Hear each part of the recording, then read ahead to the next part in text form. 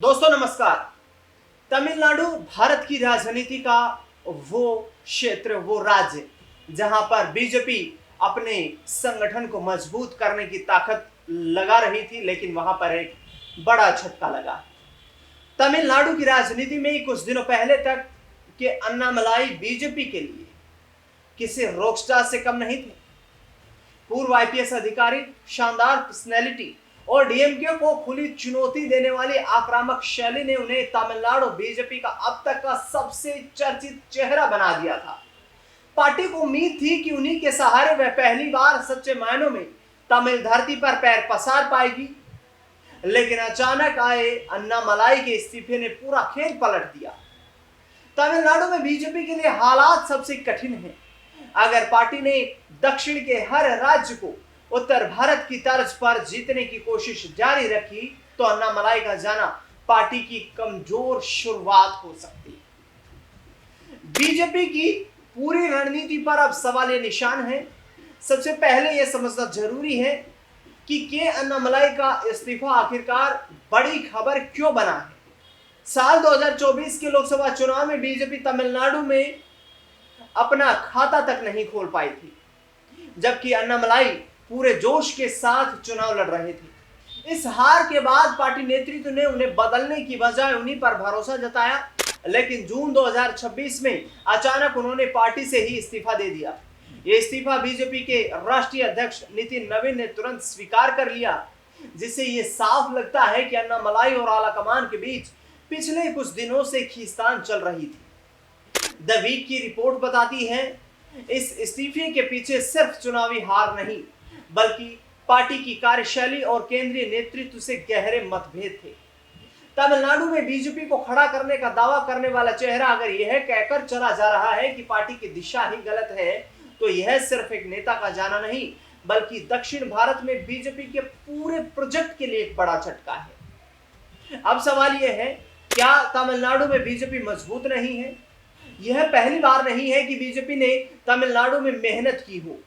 Party को उसकी पूर्ववर्ती जनसंघ 1960 के दशक से ही राज्य में मौजूद है, लेकिन असली सफलता मिली 1990 के दशक के अंत में। 1998 के लोकसभा चुनाव में बीजेपी ने एआईएडीएमके के साथ गठबंधन करके 3 और 1999 में 4 सीटें जीती। यही बीजेपी का तमिलनाडु का अब तक का सर्वश्रेष्ठ प्रदर्शन है। इसके बाद एआईएडीएमके से गठबंधन टूटा और पार्टी का ग्राफ लगातार गिरता चला गया। 2004 के बाद से लगातार कई चुनावों में बीजेपी का खाता तक नहीं खुला। 2014 की मोदी लहर में तमिलनाडु की दहलीज बीजेपी नहीं लांघ पाई और पार्टी सिर्फ 2% से कम वोट लेकर ही सिमट गई।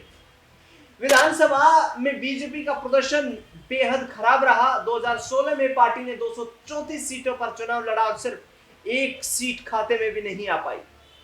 2021 में थोड़ा सुधार हुआ और पार्टी ने 4 सीटें जीती, लेकिन इसके बावजूद उनका वोट शेयर महज 2.84% रह गया।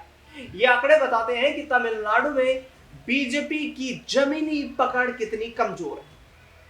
तमिलनाडु के अलावा पूरे दक्षिण में बीजेपी की स्थिति आखिरकार क्या है? बता दें आपको कि पूरे दक्षिण भारत में बीजेपी को सत्ता हासिल करने में, यहां तक कि सहयोगी दलों के साथ भी सत्ता हासिल करने में काफी मशक्कत का सामना करना पड़ रहा है। दक्षिण भारतीय राज्यों में बीजेपी का जो नैरेटिव इलेक्शन को लेकर रहता है, वो काम क्या नहीं कर पा रहा है, यह सबसे बड़ी स्थिति है और हाईकमान भी इस चर्चा में, इस विचार में लगातार बना हुआ है। अब दक्षिण भारत की स्थिति पर जिक्र करें तो केरल में तीसरी राजनीतिक शक्ति बनने की कोशिश बीजेपी ने की। केरल की राजनीति परंपरागत रूप से 2 ध्रुवीय रही है, यानी कि कांग्रेस की अगुवाई वाला यूडीएफ और वाम दलों की अगुवाई वाला एलडीएफ। बीजेपी इस द्विध्रुवीय राजनीति में तीसरी शक्ति बनने की कोशिश करती रही, लेकिन सफलता बहुत सीमित रही। 140 सदस्यीय विधानसभा में 2016 के चुनाव में बीजेपी ने अब पहली बार 1 सीट जीतकर अपना खाता खोला। 2021 के विधानसभा चुनाव में पार्टी का वोट शेयर के लिहाज से प्रदर्शन बेहतर हुआ, लेकिन सीटों के लिहाज से वह 0 पर सिमट गए। हालांकि 2024 के लोकसभा चुनाव में बीजेपी ने केरल में पहली बार एक सीट जीतकर इतिहास रचा, जब अभिनेता से राजनेता बने सुरेश गोपी त्रिशूर से जीते। लेकिन यह जीत व्यक्तिगत लोकप्रियता का भी नतीजा मानी जाती है, संगठनात्मक ताकत का नहीं। केरल में बीजेपी के सामने सबसे बड़ी चुनौती राज्य की जनसांख्यिकी है। यह मुस्लिम और ईसाई समुदाय कुल आबादी का करीब 45% है, जिनके बीच हिंदुत्व की राजनीति कोई खास जगह नहीं बना पाई। और ये बड़ा कारण है कि आज तक बीजेपी को केरल में अपनी जगह बनाने के लिए संघर्ष करना पड़ रहा है। कर्नाटक दक्षिण भारत का इकलौता राज्य है जहां बीजेपी ने सरकार बनाई।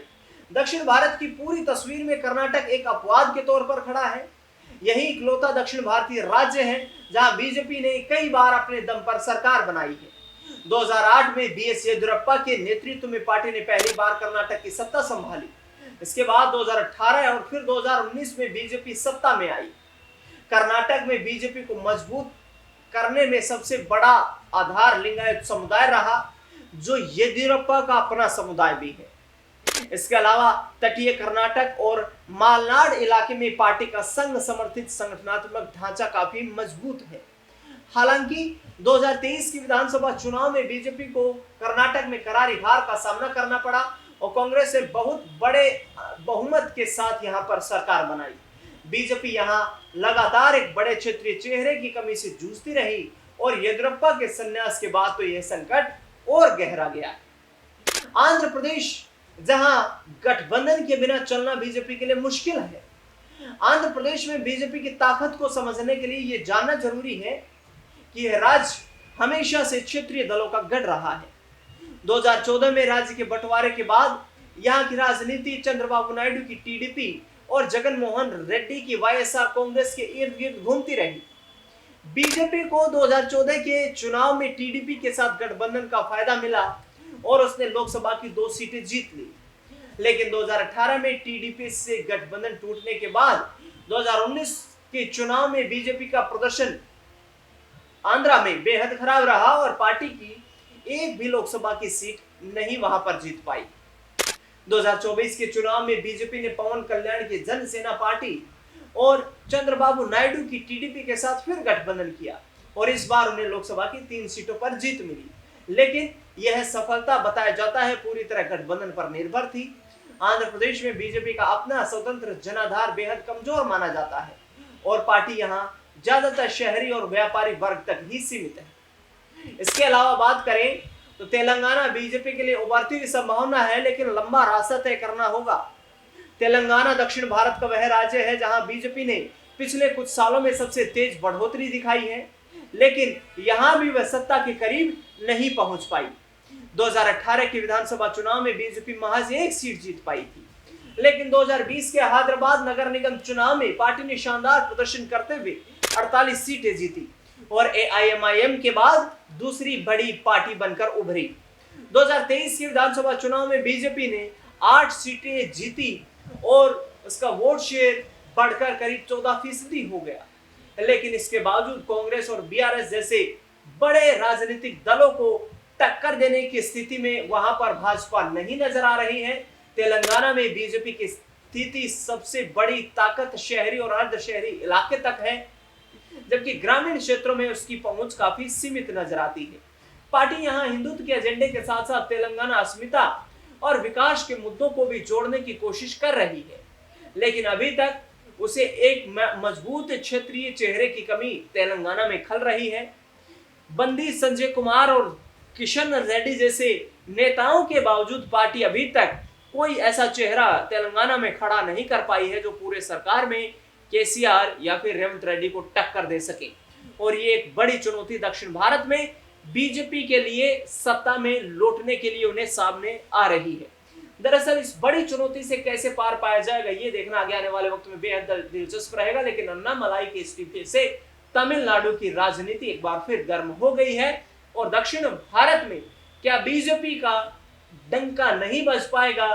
क्या बीजेपी को वहां पर किसी अन्य दूसरे राजनीतिक एजेंडे के तहत विपक्षी दलों को निशाना बनाना पड़ेगा? ये देखना बेहद दिलचस्प रहेगा। इस खास रिपोर्ट को लेकर के आपका क्या मानना है, क्या राय प्रतिक्रिया कमेंट बॉक्स में जरूर बताएं। देश दुनिया से जुड़ी बड़ी खबरों के लिए बने रहे हमारे साथ। धन्यवाद।